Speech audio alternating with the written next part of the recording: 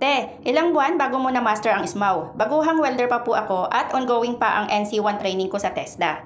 Sa tanong ni Kabakal, hindi ko maiwasang mapangiti nung nabasa ko ang tanong niya. Kasi sa totoo lang, sa tagal ko ng welder, hindi ko pa masabing magaling akong mag-SMAW. At mas lalong di ko rin pangangahasang sabihin na master na ako sa SMAW. Pero may pagmamalaki ko naman na kahit paano, marunong tayong maghinang ng SMAW sa kahit anong posisyon gamit ang ilang klase ng welding rod sa paghinang. Base kasi sa experience ko, ganun din sa mga napagtanungan kong mga kasama ko at sa mga ilang mga content creator na mga welder din na napapanood at nakikita ko sa social media, halos lahat ay nagsabi ding mahirap i-master ang SMAW. Although hindi naman kami halos magkakapareho ng dahilan, pero sa usaping mahirap i-master ang SMAW, halos agree naman ang lahat. At para sa akin naman, ito ang mga dahilan ko kung bakit mahirap i-master ang SMAW. Pero again, disclaimer lang po ulit, ito ay mga sariling opinion ko lang na binase ko sa sarili ko ding experience bilang isang matagal nang naghihinang. So, una, sa paggamit ng SMAW, ang magandang resulta sa paghinang ay nakadepende sa pulso ng welder. Dahil kung maganda ang pulso ng welder, sigurado yan, maganda rin ang hinang. Pero kung hindi naman maganda ang pulso, sigurado yan, manginginig ang kamay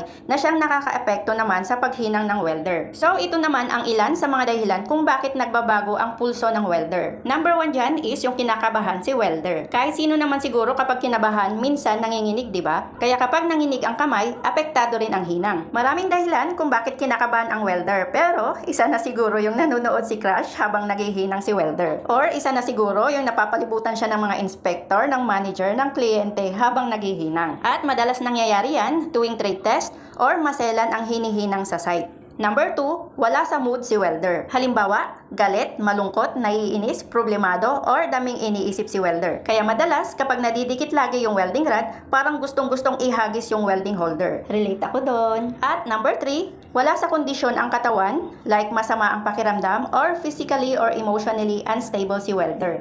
Pangalawang rason naman kung bakit mahirap i-master ang SMAW is kung pasmado na ang kamay ng welder. At ito naman ang madalas na nagiging problema naming mga welder na matagal na sa paghihinang. Yung hindi pa nga kami gumagaling sa paghihinang ay nagsisimula ng mapasma ang aming mga kamay. Kaya ang resulta, apektado pa rin ang hinang namin. Pangatlong dahilan naman is yung paglalabo ng aming mga mata. Marami na rin akong nakasama na hindi na rin normal or humina na ang mga mata, kaya bago pa sila naging magaling sa paghihinang ay mahina na ang kanilang paningin. At panghuli, yung iba naman hindi na rin nagtagal sa welding dahil nagkaroon na ng problema sa kanilang kalusugan. Halimbawa na lang is karamihan na sa mga welder ay nagkakaroon ng sakit sa baga, which is the main cause of welding para sa aming mga welder. Kaya dapat pag welder tayo, marunong din tayo mag-alaga sa ating sarili, lalong-lalo na sa ating kalusugan. Lagi tayong gumamit ng proper PPE sa paghihinang. At syempre, gaya ng mga sakit ng mga kasama ko dito sa barracks, bawas-bawasan natin ang pag-iinom ng alak. At isama na rin pala natin yung sobrang paninigarilyo. Pasalamat din ako sa Ama dahil hanggang ngayon kahit paano malakas pa rin tayo.